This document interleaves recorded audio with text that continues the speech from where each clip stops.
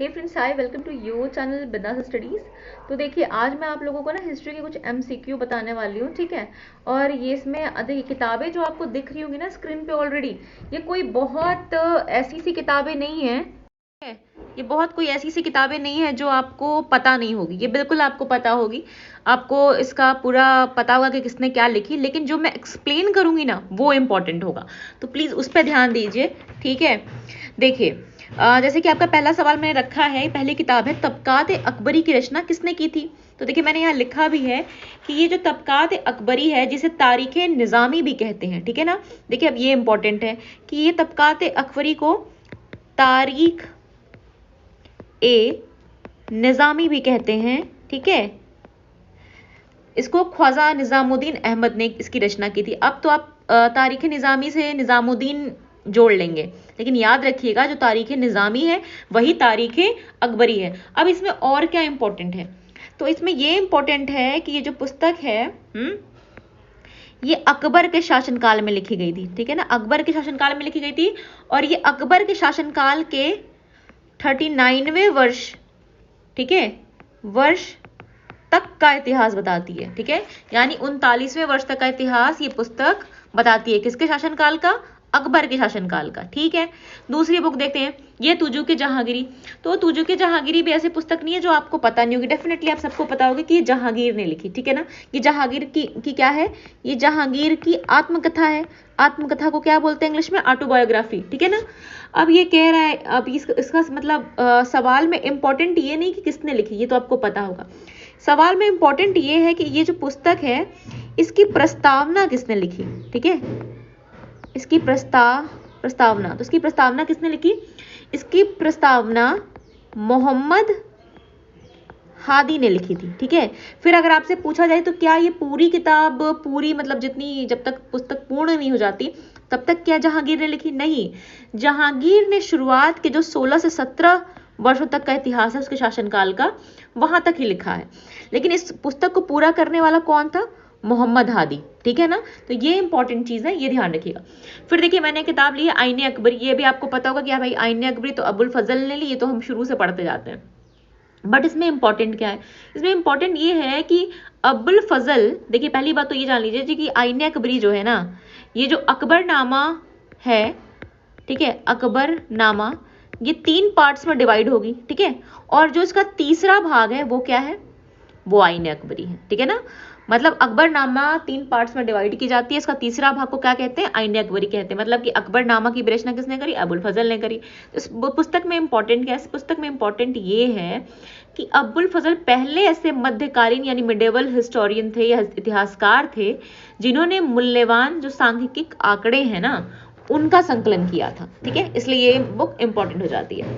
फिर देखिए, मैंने एक किताब ली है मज्म उल बहरीन, ठीक है। तो मज्म जो उल बहरीन है, इसका जो अर्थ होता है, ठीक है, अगर इसका आप हिंदी में अर्थ देखेंगे इसका मतलब निकलेगा 2 समुद्रों का संगम। तो ये भी आपने पढ़ा होगा, ये हर जगह किताब का नाम होता है कि भाई दारा शिकोह ने इसकी रचना की थी। बट ये जो किताब है इसमें इंपॉर्टेंट ये है कि इसमें वेदों की ऋचाओं का संकलन किया गया है। किसकी ऋचाओं का? वेदों की, ठीक है। वेदों की ये जो आपकी ऋचाएं हैं, इसमें वेदों की ऋचाओं का संकलन है। प्लस इसी किताब में हिंदू व सूफी मत की तुलना की गई है, ठीक है। तुलना, ठीक है ना। मतलब तुलनात्मक अध्ययन इसी पुस्तक में किया गया। किसके द्वारा? दारा शिकोह के द्वारा, ठीक है ना। तो मज्म उल बहरीन जो है वो दारा शिकोह की पुस्तक है, ठीक है। इन्होंने और भी बहुत सारी किताबें लिखी हैं, इनकी बहुत सारी किताबें हैं, जैसे कि इन्होंने एक किताब लिखी है सिर्र अकबर, सफीनत उल औलिया, रियास ए हकनुमा, ठीक है। ये सारी किताब जो है वो किसकी हैं?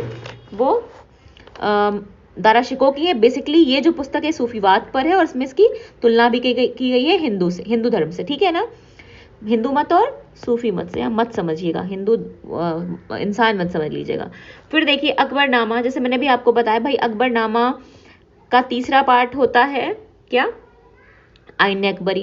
ये 3 पार्ट्स में डिवाइड होती है। रचना करने वाले इसके अबुल फजल हैं। लेकिन इसमें खास क्या है? इसमें खास ये है कि अबुल फजल ने अकबरनामा को गुलाब बाग की संज्ञा दी थी। मतलब अगर आपसे पूछा जाए कि अकबरनामा को किसी और नाम से जाना जाता है तो जी बिल्कुल इसको बोलेंगे गुलाब बाग, ठीक है।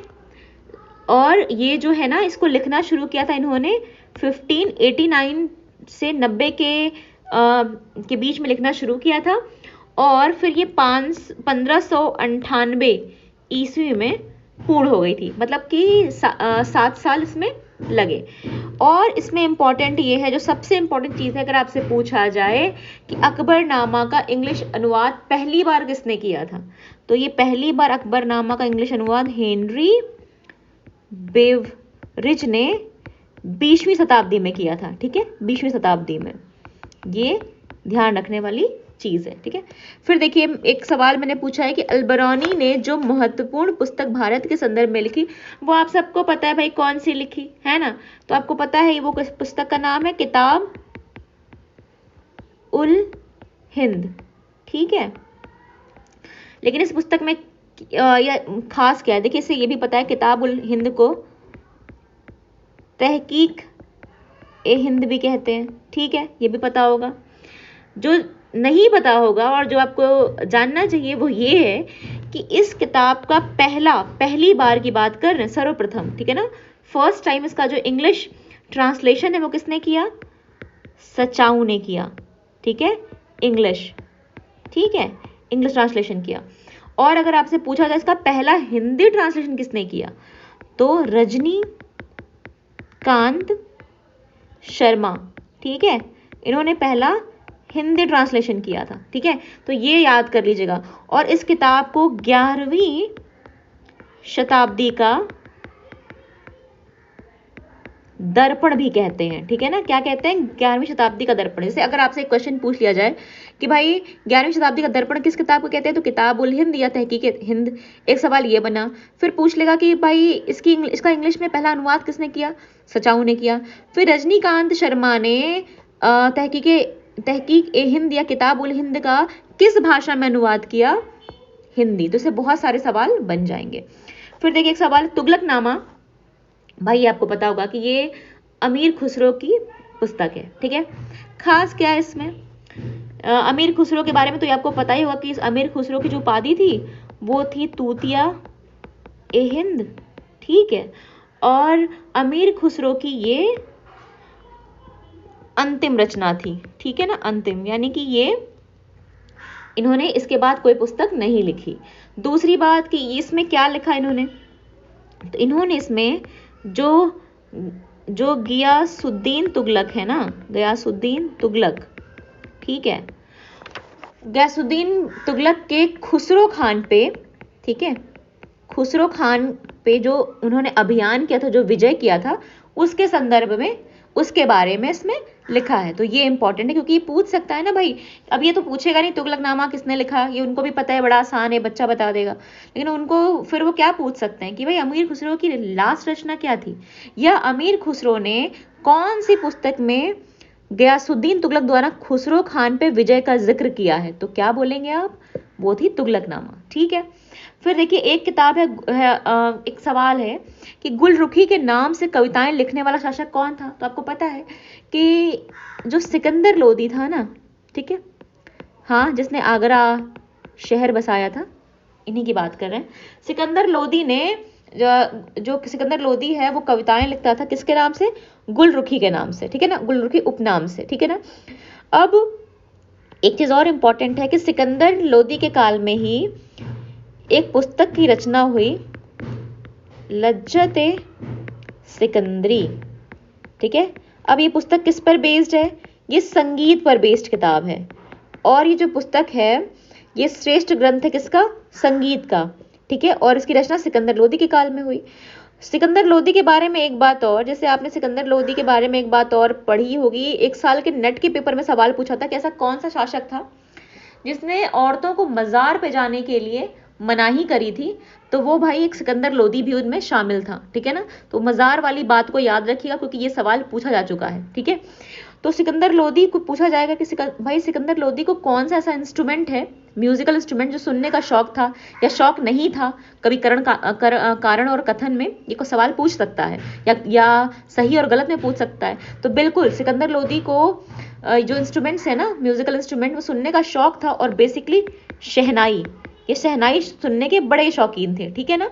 तो ये ध्यान रखिएगा, अगर आप छोटी छोटी डिटेल को ध्यान में रखेंगे तो सवाल गलत नहीं करेंगे, वरना बहुत गलतियां होती हैं, ठीक है। ये देखने में बड़े आसान लगते हैं पर जब इनसे अंदर से निचोड़ पूछा जाता है ना तो फिर उसमें लोग गलतियां करते हैं। अब देखिए प्रेम वाटिका, ये कोई बहुत मुश्किल नहीं है, आपको पता ही है कि ये भाई रस खान ने लिखी थी, ठीक है ना। ये रस खान के द्वारा लिखी गई पुस्तक का नाम है। अब देखिए, अब इनके बारे में जानने वाली क्या बात है, जानने वाली बात ये है कि ये पठान राजवंश के थे, इनका जन्म दिल्ली के, ठीक है, दिल्ली के पठान राजवंश में होता है, ठीक है। इनके बारे में खास बात ये आपको ये पता होगा ना कि रस खान जो है वो कृष्ण भक्ति के लिए जाने जाते हैं, उनके लिए फेमस थे। इनकी रचनाएं बेसिकली कृष्ण भक्ति पे बेस्ड है। तो जब इन्होंने कृष्ण का केवल चित्र देखा था ना, केवल उनकी फोटो देखी थी, तभी उनकी तरफ इनका झुकाव हो गया था, ये या कह सकते हैं ये आकर्षित हो गए थे, ठीक है ना। तो इनके बारे में जो इम्पोर्टेंट है ये है, इनके बारे में जो भारतेंदु हैं, आपने हिंदी के बहुत महान है ना आपके साहित्यकार हैं भारतेंदु जी, यानी भारतेंदु हरिश्चंद्र की बात कर रहे हैं हम।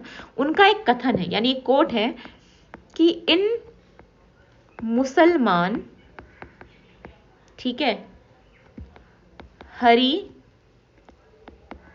जनन पे, इन मुसलमान हरि जनन पे कोटिन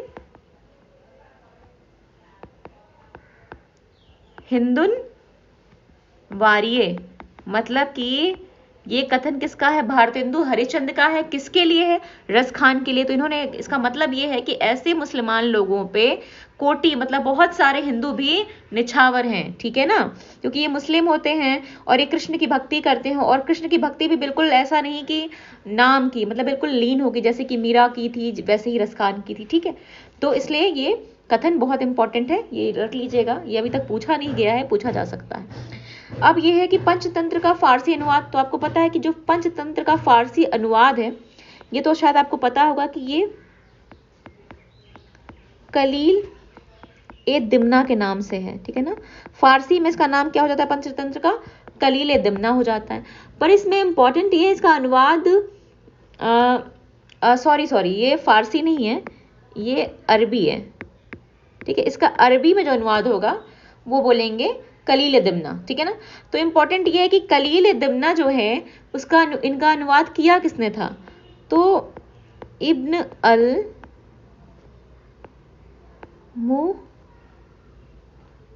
मुकफ़ा, जो इब्न अल मुकफ़ा हैं, इन्होंने पंचतंत्र का जो अनुवाद है वो कलील दिमना नाम से अरबी में किया था। जो पंचतंत्र है ना, ये बेसिकली एक नीति शास्त्र की किताब है। इसमें जानवरों के माध्यम से मतलब कैसे राज्य को चलाना चाहिए, जो नीति शास्त्र की बातें हैं ना, बेसिकली जो नीति शास्त्र की बातें हैं, है ना, उसके बारे में इनके इस किताब में है, ठीक है ना।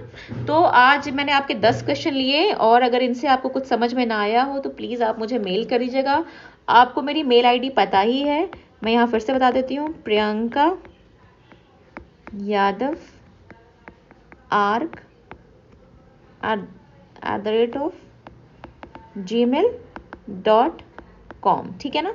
अगर आपका कोई सवाल हो तो इसमें मुझे पूछ लीजिएगा, या मैं आपको बार बार बोलती हूँ कि अगर कोई चैप्टर आपको नहीं समझ में आ रहा, कोई पर्टिकुलर पोर्शन नहीं समझ में आ रहा, तो मुझे मेल करके बताइए, ठीक है। सी यू देन, फिर मिलते हैं नेक्स्ट, टेक केयर।